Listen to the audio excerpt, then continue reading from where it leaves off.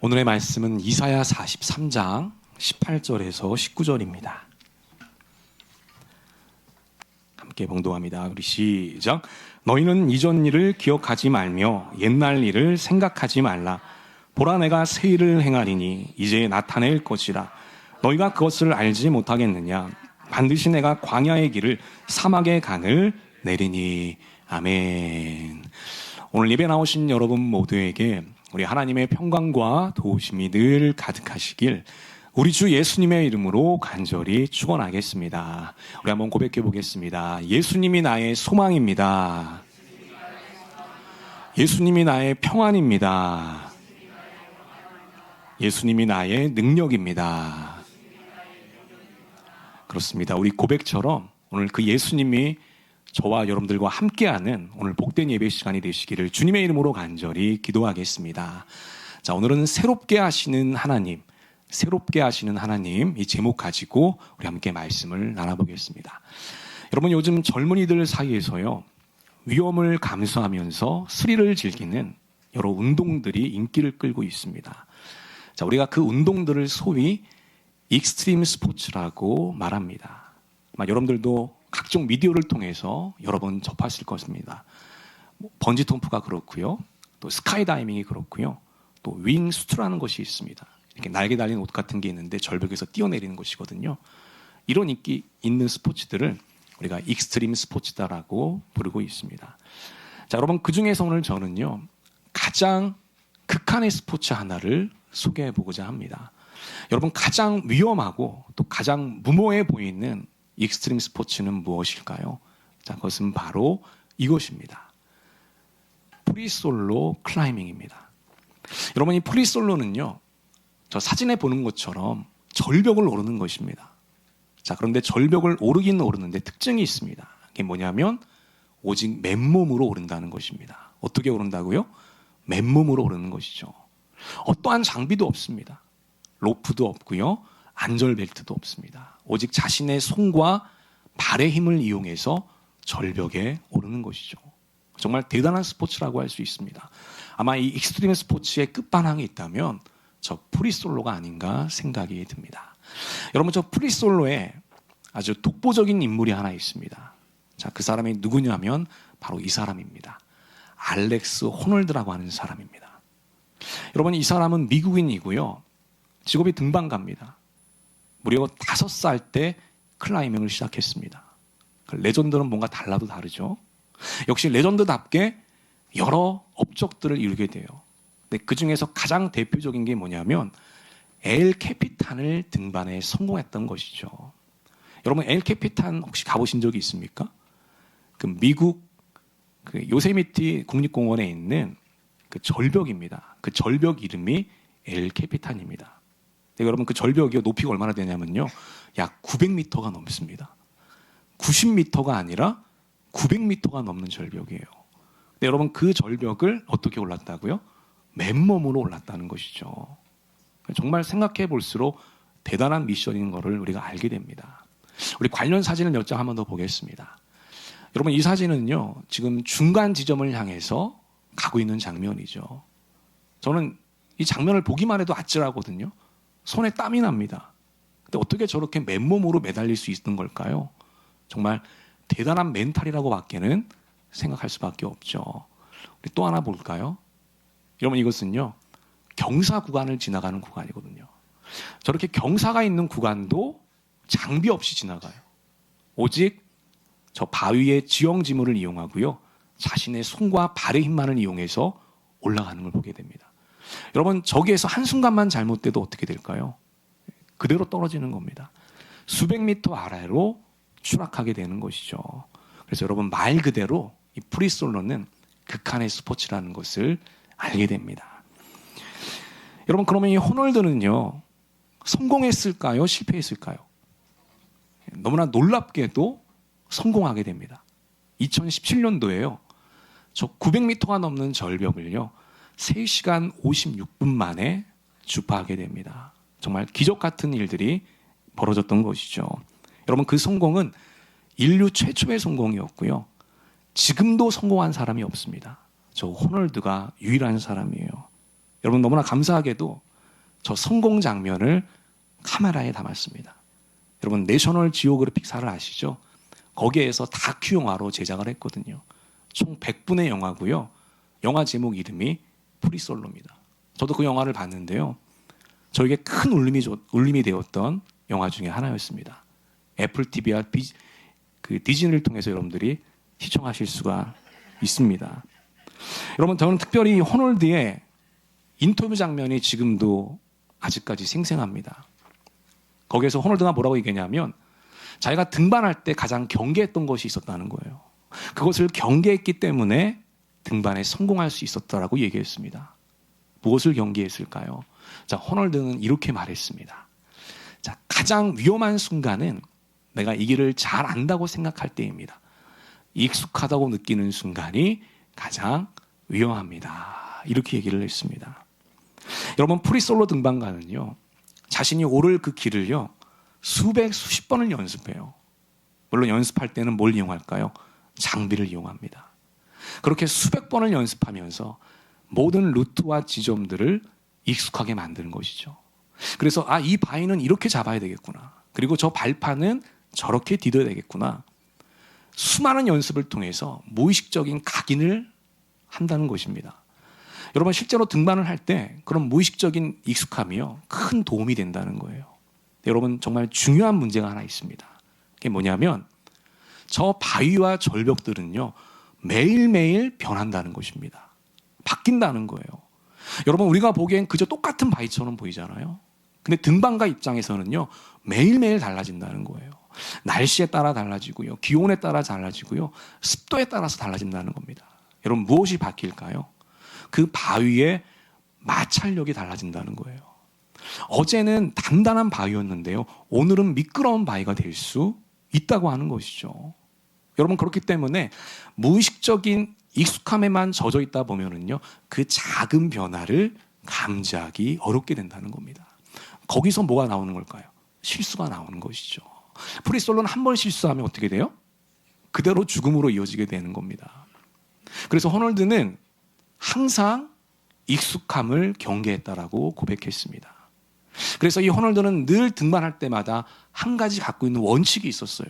자, 그게 뭐냐면 바로 이것입니다. 모든 순간을 처음처럼 대하라. 여러분 대단한 원칙 아닙니까? 한번 따라해 보겠습니다. 모든 순간을 처음처럼 대하라. 다시 한번 모든 순간을 처음처럼 대하라. 여러분 그렇습니다. 이게 호널드의 원칙이었습니다. 100번 갔던 길도요. 오늘 처음 갔던 길처럼 걸어갔다는 거예요. 여러분 1000번을 잡았던 바위도요. 얼마나 많은 바위들을 잡아봤겠습니까? 오늘 처음 잡는 바위처럼 경계하면서 잡았다는 거예요. 여러분 그렇게 모든 순간을 처음처럼 대하는 원칙을 갖고 있었기 때문에 이 불가능한 미션을 성공할 수가 있었다라고 고백하고 있습니다. 여러분 이것은 오늘 우리 신앙생활도 마찬가지라고 생각합니다. 오늘 우리 안에도요. 이 호널드가 언급했던 무의식적인 익숙함이 있을 수가 있다는 것이에요. 여러분 물론 그 익숙함이 다 나쁘다고 말할 수는 없을 것입니다. 근데 문제가 뭐냐면 우리가 그 익숙함에만 빠져 있다 보면 하나님이 행하시는 새 일들을 우리가 감지하지 못하게 된다는 것이죠. 그게 가장 큰 문제예요. 지금 하나님은 새 일을 행하시고 계시는데 우리는 여전히 과거의 익숙함에만 머물러 있게 된다는 것입니다. 그게 가장 큰 문제라는 거예요. 여러분 우리가 성경을 보게 되면 하나님은 늘 새 일을 행하시는 하나님이십니다. 새로운 은혜를 주시는 하나님이시거든요. 과거에 머물러 있는 분이 아니라는 겁니다. 그래서 오늘은요. 이 새 일을 행하시는 하나님, 새 은혜를 주시는 하나님, 그 하나님의 모습을 우리가 몇 가지 살펴보고자 합니다. 오늘 몇 가지 포인트를 한번 다뤄볼 텐데요. 함께 말씀을 나눌 때에 여러분 각자에게 주시는 하늘의 음성과 감동이 있게 되시기를 우리 주님의 이름으로 간절히 축원하겠습니다. 우리 첫 번째 한번 보겠습니다. 첫 번째는 이것입니다. 첫째로 하나님은 날마다 새로운 만나를 주셨다고 하는 것입니다. 한번 따라해 보겠습니다. 하나님은 날마다 새로운 만나를 주셨습니다. 그렇습니다. 이게 참 중요해요. 하나님은 만나를 주셨는데 날마다 새로운 만나를 주셨다는 겁니다. 하나님은 당신의 백성 이스라엘을요 만나를 통해서 생존케 하셨습니다. 여러분 이스라엘 백성들이 출애굽한 다음에 광야로 들어갔잖아요. 그 광야에서 몇 년을 생존했습니까? 40년을 생존했습니다. 여러분, 그 당시 이스라엘 백성들은 최소 200만 명이 넘는 거대한 집단이었어요. 거기다 가축까지 합치면 더 거대한 무리가 됐습니다. 그 거대한 무리가요, 그 광야에서, 그 척박한 사막에서 여러분 하루 이틀도 아니고 1년도 아니고 40년을 생존한다는 것은 정말 불가능한 일이죠. 여러분, 사막이 척박한 이유는 뭐예요? 동물과 식물이 없기 때문이잖아요. 바꿔 말하면 사람들이 먹을 양식이 적다는 것입니다. 그런데 그렇게 수백만의 사람들과 가축들이 어떻게 그 광야에서 생존할 수가 있겠습니까? 그것이 가능했던 이유는 바로 하나님께서 하늘에서 양식을 주셨기 때문이라는 겁니다. 자, 우리 출애굽기 말씀 한번 보겠습니다. 우리 다 같이 한번 읽어보겠습니다. 우리 시작. 그때 여호와께서 모세에게 이르시되 보라, 내가 너희를 위하여 하늘에서 양식을 비같이 내리니 백성이 나가서 일용할 것을 날마다 거둘 것이라. 아멘. 여러분, 저는 이 말씀을 생각할 때마다 참 신기한 말씀이라고 생각합니다. 어떻게 그 광야의 마늘 하늘에서 양식이 비처럼 떨어질 수가 있었던 걸까요? 하나님께서 그렇게 만나를 주셨기 때문에 이스라엘 백성이 살 수 있었던 것이죠. 여러분, 이 구절을 잘 보면 하나님께서 이 만나에 대한 규칙을 주는 것을 볼 수가 있죠. 어떤 규칙이 있죠? 바로 매일매일 하루분의 양식을 거두라고 하는 것입니다. 그게 하나님의 세운 규칙이었어요. 너희들이 만나를 거두게 될 텐데 얼마나 거둬라? 일용할 양식을 거두라는 겁니다. 그 하루분의 양식만 거두라는 거예요. 여러분, 이왕 거두는 거예요. 이틀치를 거두고 3일치를 거두면 그게 더 효율적인 노동이 아니겠습니까? 왜 지혜로웠던 하나님께서는 그런 명령을 내렸던 걸까요? 자, 그 이유는요, 바로 이것입니다. 날마다 하나님의 은혜를 기대하고 경험하기 위해서라는 거예요. 매일매일 하나님의 공급하심을 기대하라는 것입니다. 그리고 그것을 의지하라는 거예요. 여러분, 우리는 미래를 알 수가 없습니다. 미래는 우리에겐 늘 미지의 시간이죠. 그래서 미래는 불안정한 시간이고요, 불확실한 시간입니다. 때문에 우리 모든 인간들은요, 그 미래를 방비하고자 언제나 무엇인가를 쌓아놓아요. 돈을 쌓아놓고요, 건강을 쌓아놓고요, 지식을 쌓아놓고요, 인맥을 쌓아놓습니다. 그런 것들을 쌓아놓음을 통해서 불확실한 미래를 준비할 수 있다고 생각합니다. 여러분, 물론 좋은 일이죠. 현명한 일이고 지혜로운 일일 것입니다. 이스라엘 백성들도 마찬가지였습니다. 하나님께서 만나를 주실 때요, 엄청나게 풍성하게 주셨거든요. 따라서 만나를 거둘 때 오늘 먹을 거, 내일 먹을 거, 모레 먹을 거를 미리 거두어서 비축할 수 있었습니다. 그렇게 앞날을 준비할 수 있었다고요. 근데 여러분, 하나님께서 그렇게 하지 말랐던 것이죠. 그게 나빠서가 아니라요, 하나님은 이스라엘 백성들에게 더 깊은 은혜를 가르치고 싶어 했던 것이죠. 여러분, 어떤 은혜요? 더 깊은 은혜를 가르치고 싶어 했던 겁니다. 여러분, 우리가 우리의 힘으로 무엇인가를 쌓아놓으면서 준비하는 삶을 살 수 있어요. 하지만 우리는 동시에 그 불확실한 미래 하루하루를요, 하나님의 새로운 은혜를 기대하며 살아갈 수도 있다라고 하는 것이에요. 하나님이 원하셨던 것이 바로 그것이었던 거예요. 그래서 하루분의 양식만을 매일매일 거두라고 말씀하셨던 것입니다. 여러분, 우리는 이 사실을 통해서요, 한 가지 중요한 것을 배우게 됩니다. 그게 뭐냐면 바로 이것입니다. 우리는 어제의 은혜가 아니라 오늘의 은혜로 살아가야 한다는 것입니다. 여러분, 너무나도 중요한 말이죠. 한번 따라해 보겠습니다. 우리는 어제의 은혜가 아니라 오늘의 은혜로 살아가야 합니다. 어떤 은혜로 살아가야 한다고요? 오늘의 은혜로 살아가야 한다는 거예요. 오늘 나에게 주시는 그 은혜로 살아가야 한다는 것입니다. 어제 받은 은혜가 아니라는 거예요. 작년에 받은 은혜가 아니라는 겁니다. 하나님이 오늘 나에게 주시는 그 새롭게 주시는 그 은혜, 그 은혜가 오늘 나를 살아가게 한다는 것입니다. 여러분, 이것은 우리가 먹는 밥과도 똑같죠. 여러분, 오늘 아침물 먹고 나오셨습니까? 여러분, 우리가 어제 아무리 맛있게 밥을 잘 먹었어도, 든든하게 먹었어도요, 오늘 우리가 살 수 있는 것은요, 어제의 밥이 아니라는 거죠. 어제 우리가 진수성찬 산의 진미를 먹었어도요, 오늘 우리가 에너지를 내면서 지금 이렇게 생명을 유지할 수 있는 것은요, 그 어제의 밥이 아니라는 겁니다. 오늘 지은 새로운 밥을 먹을 때 그때 오늘을 살아갈 수가 있게 된다는 거예요. 하나님의 은혜도 마찬가지라는 겁니다. 저는 우리 모든 전민의 성도들이요, 날마다 하나님이 베풀어 주시는 그 새로운 은혜의 의지에 살게 되시기를 우리 주님의 이름으로 간절히 축원하겠습니다. 여러분, 우리 하나님은 저와 여러분들에게 늘 새로운 은혜를 주시고자 하는 분이시에요. 매일매일 새벽 이슬 같은 그 새로운 은혜를 주시기를 기뻐하시는 분이라는 것입니다. 오늘 여러분들은 그 새로운 은혜를 기대하고 계십니까? 사모하고 계십니까? 여러분, 이스라엘 백성들은 만나를 먹었지만 우리가 기억해야 됩니다. 그냥 만나를 먹은 게 아니에요. 매일매일 새로운 만나를 먹었던 겁니다. 어제 내린 만나를 먹은 게 아니에요. 어제 내린 만나를요, 모아둔 사람이 있었거든요. 그 만나가 내일 어떻게 됐을까요? 썩어버렸거든요. 어제의 만나는 오늘 먹지 못한다는 겁니다. 어제의 만나가 오늘 이스라엘 백성들을 살지 못하겠다는 거예요. 이스라엘 백성들이 생존하겠다는 것은 그냥 만나가 아니라 오늘 내려주시는 새로운 만나였다는 것이죠.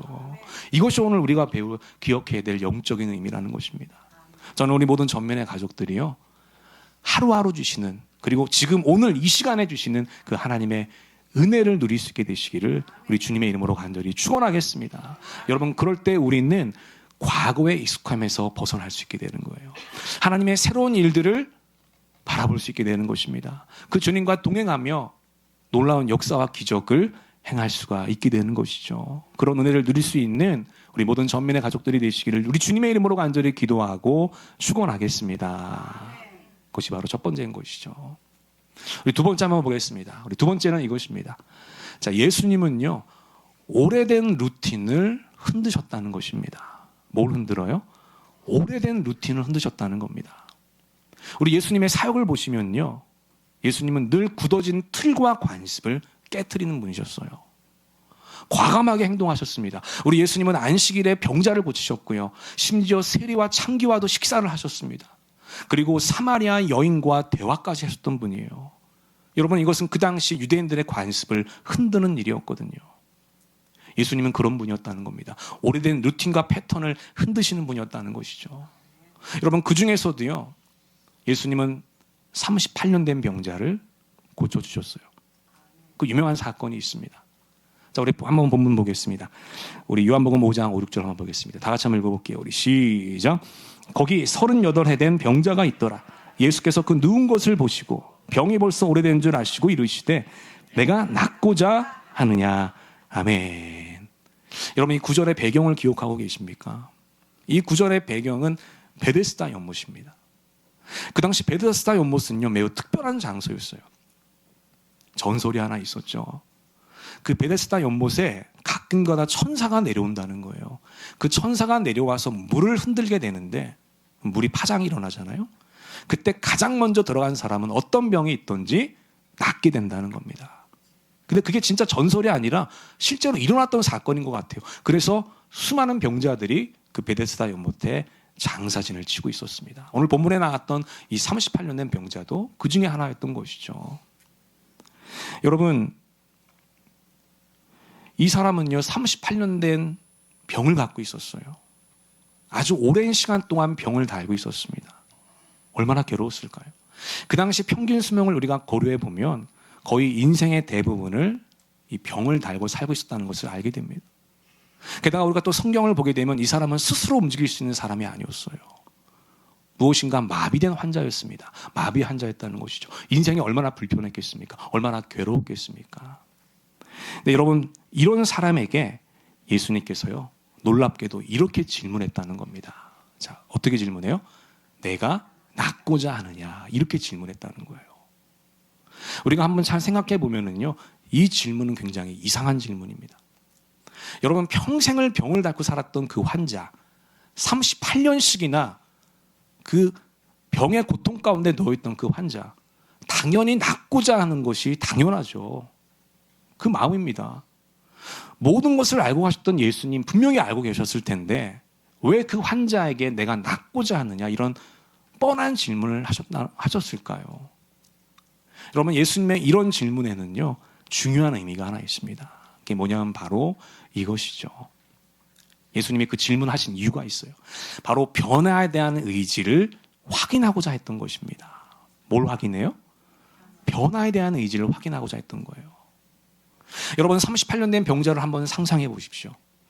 아주 오랜 시간 동안 병을 앓고 살았습니다. 괴로운 시간을 보내고 있었습니다. 그는 누구보다도 그 병에서 해방되기를 원했습니다. 병에서 노인받고자 원했어요. 근데 여러분 10년이 지나도 그대로입니다. 20년이 지나도 그대로입니다. 여러분 이렇게 되면 사람은 어떻게 될까요? 어떻게 되죠? 그 상황에 익숙해져서요. 이제는 더 이상 변화해야 되겠다는 생각조차도 하지 못하게 된다는 거예요. 여러분 이것을 심리학에서는 학습된 무기력이라고 합니다. 바로 이 38년 된 병자는요. 그런 무기력 가운데 있었던 것이죠.